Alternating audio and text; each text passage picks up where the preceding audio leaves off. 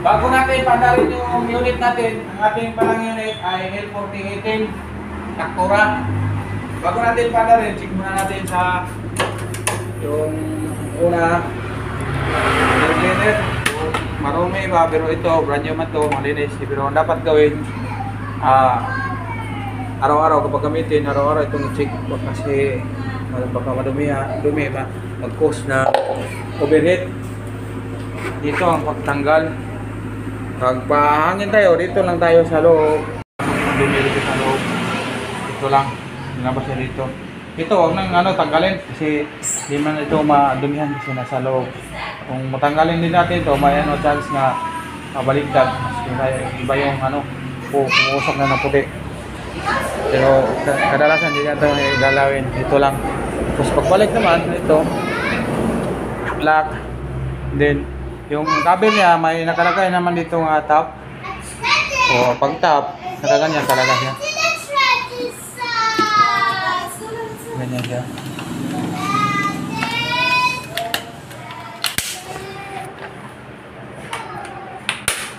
Check din na tayo sa battery. Maluwag ba? Tsaka sinibel dito sa sa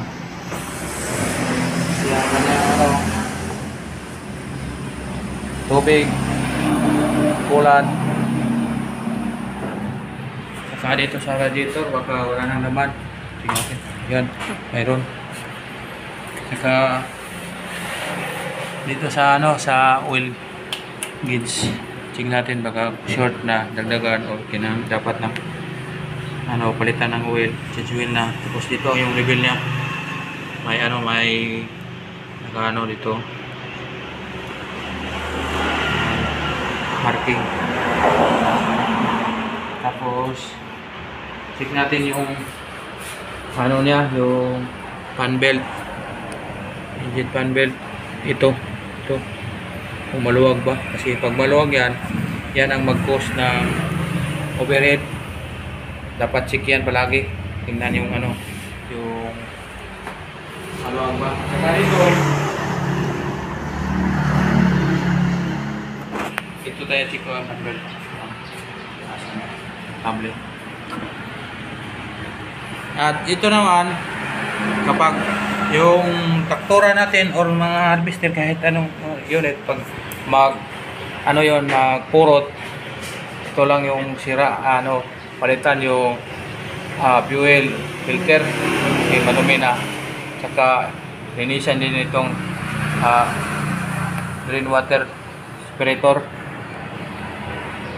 Pag may tubig yung yung diesel ninyo, kahalo sa diesel, makya dito sa taas yung pula. Kita nyo yung pula. Yan, original yung nalilagay dyan. Nilagay lang yan dyan. Yan, importante yan. Kapag nakataas na yan dito, ibig sabihin yung diesel mo or crudo may halo ng tubig. Dapat linisan na, tanggalin dito. Pag magtanggal dito, dapat may filter rinse. Tanggalin, tapos iop mo muna. Tsaka ito, tsaka ikutin ito, matanggal na, linisin. Tapos palitan ng filter kapag kahit kahit hindi siya magpurot-purot, palitan talaga pag mag-change oil yan para kondisyon yung natin unit. Tapos pagkatapos ng linisan, tapos napalitan na, i-on mo lang dito at saka i-open mo lang yung dito yung blader niya sa hangin dito. Ito dapat ito nakabukas. Yan, nakabukas. Kapag hindi ito nakabukas, pag ini-start, andar yan, tapos biglang namamatay, hindi na talaga andar. Kahit ano pang gawin mo, hindi na talaga andar pag hindi mo ito binuksan. At pag pag binuksan mo to, maandar siya, tapos bigla siyang parang walang persa, tapos babalik din yan sa normal. Pag normal na, RPM mo ng konti, tapos balik mo na agad isira mo agad para hindi to ng hangin, hindi mapasukan ng hangin. Ito lang. Tapos dito naman tayo dito naman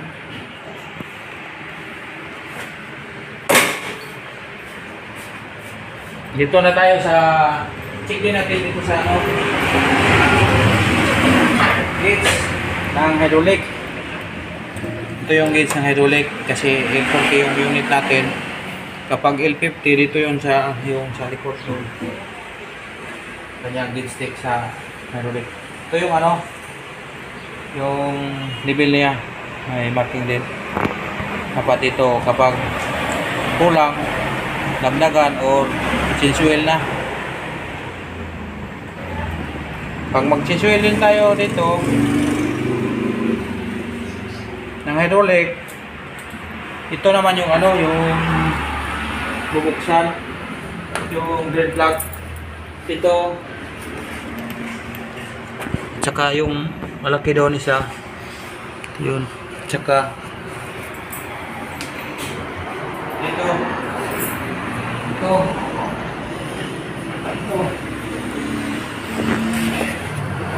ito dalawa to. Buksan din ito. Tsaka mas kabilaan. Para ma-drain lahat. Dito yung drain plug niya. Tapos, palit tayo ng hydraulic filter. Katulad din niya sa oil filter.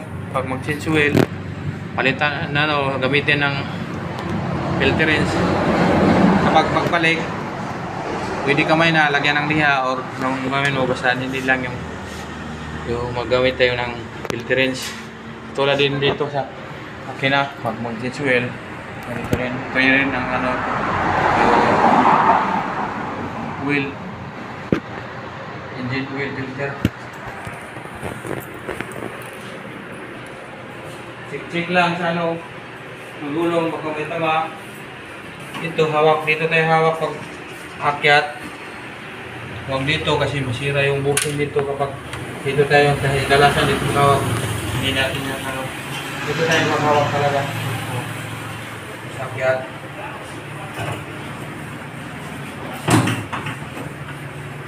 And then ito yung naka-off siya. At ito naman yung on position. Then ito ang yung ano, yung busina. Yan. Tsaka ito yung ano, signal light yung dito sa likod.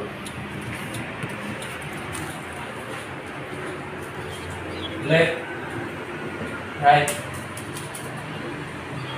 Tsaka ito yung ano, yung ilaw niya pag operate tayo ng gabi. Yan. Ano? Ayaw.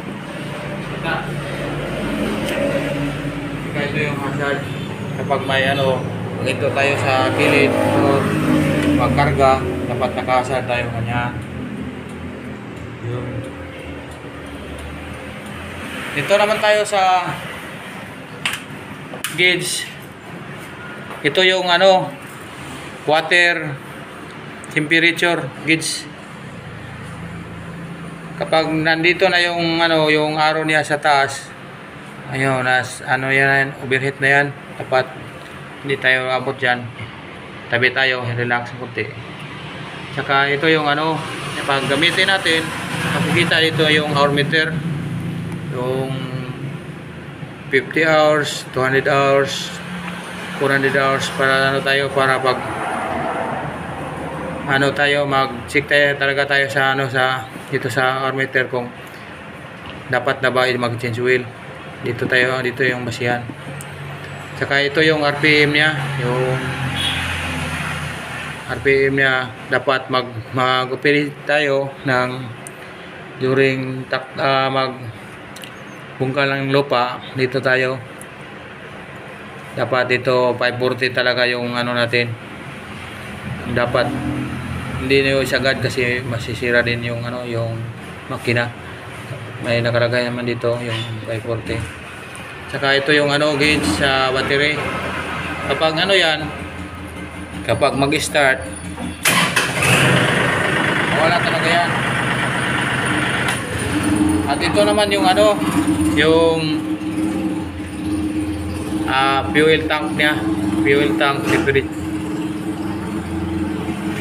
Fuel tank niya, fuel tank gauge. Kapag dito yung nakalagay full tank, dito yung makita. Kapag ano din, short na, mag-iilaw itong ano, parang ano lang, gasoline station. Tsaka ito yung start.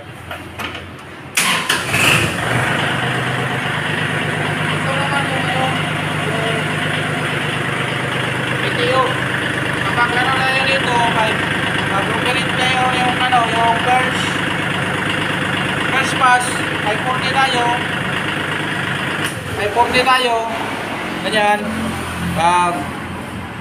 Second pass na tayo dito sa ano 750. Tapos start na tayo. Apak ng clutch. Tingnan natin kung naka-neutral ba lahat. Yan. Ayun ano. Pero segunda, tercera, kwarta dito yung ano gamitin mo pang operasyon. Kapag ano first pass dapat naka-low lang tayo tapos kwarta. Ganyan. So dito. At ito naman yung reverse. Yan, reverse. Ito yung reverse. Forward. Reverse. Ang ano na yun ito, magpapatakbo na tayo kapag ang direksyon.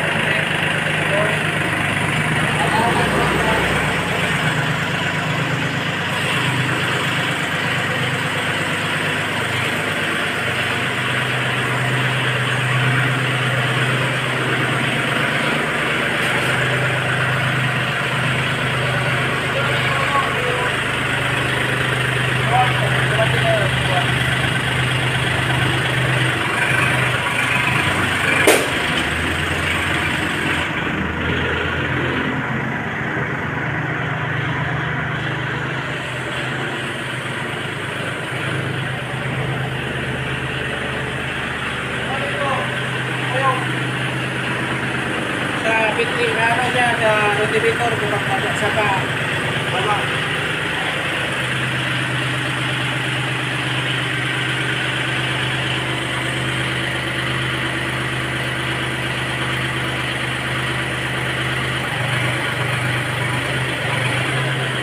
Ito, ilang natin yung naman ako tayo, hindi tayo gumagamit sa ano sa basagan lang natin. At ito naman yung ano kung RPM niya. Nakakano tayo sa presyon.